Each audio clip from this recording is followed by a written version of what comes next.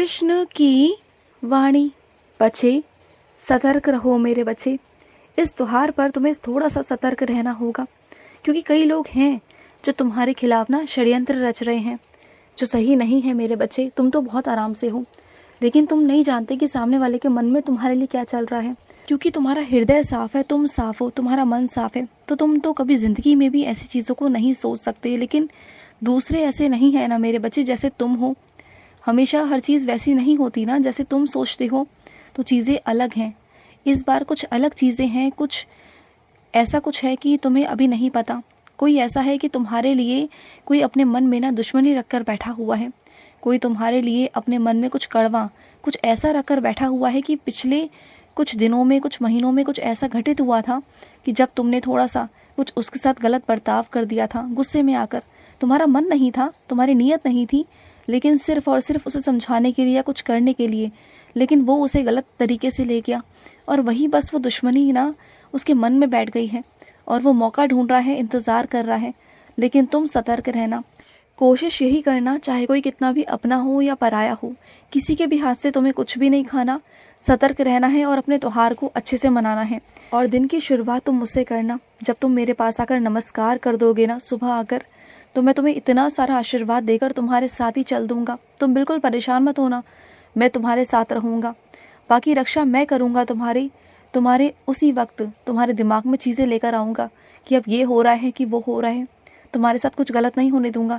उसी वक्त तुरंत ही तुम्हारे दिमाग में चीज़ें आ जाएंगी कि तुम्हारे साथ कोई गलत करेगा ना, तो तुम्हें तुरंत एहसास हो जाएगा कि ये क्या हो रहा है, और उसी वक्त मैं तुम्हें बचा भी लूँगा। तुम चिंता मत करना, घबराने की कोई बात नहीं है, लेकिन बस सतर्क रहने की बात है, सावधान रहने की बात है, जो मैं तुम्हें कर रहा हूँ। समझ गए?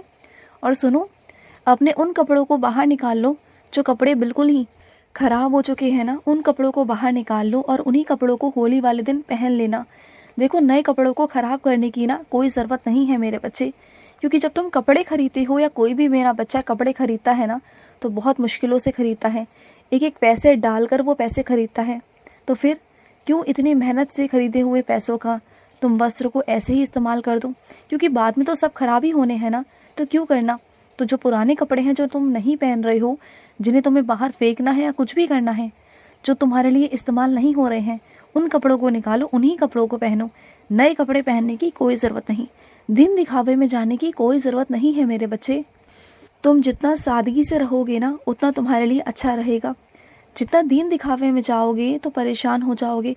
कब तक लोगों की तुलना करोगे, क्योंकि लोग तो इससे भी बड़ी बड़ी चीज़ें करते हैं, क्योंकि जिसके पास है वो तो करेगा ना। और होने से भी कोई मतलब नहीं होता मेरे बच्चे। अगर तुम्हारे पास है तो उसकी कदर भी करना बहुत ज़रूरी है। कुछ मेरे बच्चों के पास में बहुत हैं, बेइंतहा हैं, लेकिन वो उसकी कदर भी नहीं करते ना, तो वो चीज़ें फिर उनके पास टिकती भी नहीं, ज़्यादा लंबे समय तक टिकती नहीं। जो चीज़ों की कदर नहीं करता, जो धन लक्ष्मी की कदर नहीं करता ना, फिर उनके पास में धन लक्ष्मी टिकती भी नहीं है। इस बात का ध्यान रखना। और जो सादा जीवन जीता है ना, बहुत अच्छे से जीवन जीता है बिना दिखावे के, वही आगे सफल होता है। उसके पास ही धन लक्ष्मी का वास होता है, क्योंकि धन लक्ष्मी भी उन्हीं के पास जाती है जो बहुत प्यारे बच्चे होते हैं, जिनके अंदर धैर्य होता है, जिनके अंदर कदर होती है, जिनके अंदर इज्जत होती है, जो धन लक्ष्मी का आदर सम्मान करते हैं ना, उन्हीं के पास धन लक्ष्मी पहुंचती है। तुमने जो मेरे लिए ना गुजिया बनाई है, वो मुझे बहुत ही स्वादिष्ट लगी, बहुत स्वादिष्ट, मुझे बहुत अच्छी लगी।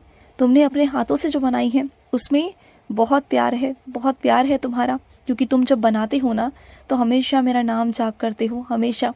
और मेरा नाम जाप करने से ना उस खाने में ना पवित्रता आती है, उस खाने में अमृत आता है, और वो जो भी खाएगा ना, तुम देखना, वो तुम्हारी तारीफ ही करेगा, क्योंकि उसमें मेरा अमृत जो आ गया है, उसमें मेरा आशीर्वाद जो आ गया है। तुम देखना, बहुत ही अच्छा लगेगा तुम्हें भी और उन्हें भी, खाने वाले को भी। क्योंकि खाना बनाना सिर्फ खाना बनाना नहीं होता, प्रेम से खाना बनाना, भक्ति के साथ खाना बनाना, मेरा भजन करते हुए खाना बनाना, उसकी बात ही कुछ अलग होती है मेरे बच्चे। और जब तुम होली वाले दिन खाना बनाओगे ना, तो सबसे पहला भोग मेरे पास आना चाहिए, और उस खाने को अपने पूरे परिवार को थोड़ा थोड़ा प्रसाद के रूप में बांट देना, सबको खिला देना। या अगर तुम्हारे घर में थोड़ा वहम करें या कुछ भी करें ना, तो खाने में मिला देना और उसके बाद सबको परोस देना। और तुम्हारे घर में अगर कोई आ जाए ना, कोई मेहमान, कोई अतिथि, तो उसे ऐसे ही मत जाने देना, उसे खाना खिलाकर ही भेजना। समझ गए ना? क्योंकि तुम्हारे घर से कोई भूखा नहीं जाना चाहिए। क्योंकि कुछ लोग ऐसे होते हैं जिन्हें भूख तो बहुत होती है लेकिन शर्मो शर्मी वो मांगते नहीं, वो खाने की बोलते नहीं, तो उन्हें ज़बरदस्ती ही बिठाकर खिलाना, ठीक है ना? क्योंकि वो बहुत दिनों बाद तुम्हारे घर आएंगे, तो उन्हें खाना खाए बिना जाने मत देना अपने घर से, उन्हें खाना खिलाना। और मेरे जो वस्त्र है ना, जो तुम मेरे लिए वस्त्र लाए हो, वो मुझे बहुत पसंद आए, वो रंग मुझे बहुत पसंद आया, मुझे बहुत अच्छा लगा। सबसे पहले तुम्हारा जब नमस्कार मेरे पास आएगा ना, और सबसे पहले टीका गुलाल का तो मुझे ही लगाओगे ना? उसके बाद मैं तुम्हें लगाऊंगा, उसके बाद तुम दुनिया वालों के साथ होली खेलना। तुम्हारी सबसे पहले होली मेरे साथ होनी चाहिए, तुम्हारे कृष्ण के साथ। और सुनो, जो तुम्हारा मुकदमा चल रहा है ना, जिससे तुम बहुत परेशान हो, सामने वाला पक्ष तुम्हें भारी होता हुआ नज़र आ रहा है और तुम कम नज़र आ रहे हो ना, लेकिन चिंता मत करो, अभी सिर्फ हो रहा है, लेकिन अभी फैसला नहीं हुआ। फैसला जब होगा तो तुम्हारे पक्ष में ही होगा, चीज़ें सब खट्टी हो जाएंगी, तुम चिंता मत करो, सारे सबूत मैं इकट्ठे करवा दूंगा, तुम अभी चिंता मत करो। और कुछ मेरे बच्चों को ना गाड़ी चलाने का बहुत शौक़ है, उन्हें बहुत शौक़, वो सबसे मांग कर, अपने मित्रों से मांग कर गाड़ी चलाते हैं। वो चाहते हैं कि वो भी अपनी एक खुद की गाड़ी ले लें, उन्हें बहुत मन है और वो सपने भी देखते हैं, मेहनत भी कर रहे हैं इस चीज़ के लिए। तो करो मेरे बच्चे मेहनत, मैं तुमसे वादा करता हूँ कि 2 साल के अंदर ही अंदर तुम्हारी गाड़ी भी आ जाएगी, ये मेरा आशीर्वाद है तुम्हें। अगले साल तक तुम्हारे पास तुम्हारी गाड़ी होगी, तुम देख लेना। और ये सोच रहे हो ना कि कैसे होगा, क्या होगा? होगा, ज़रूर होगा, क्योंकि जब मैं अपने बच्चे को देने पर आता हूँ ना, तो फिर मैं देता हूँ। मेरे पास किसी चीज़ की कोई कमी नहीं है, किसी चीज़ की भी। तुम्हारे पास कहाँ से आएगा, कैसे आएगा, ये मत सोचना, क्योंकि तुम्हारे लिए बहुत कठिन है चीज़ें, तुम्हारे लिए असंभव है, लेकिन मेरे लिए सब कुछ संभव है मेरे बच्चे।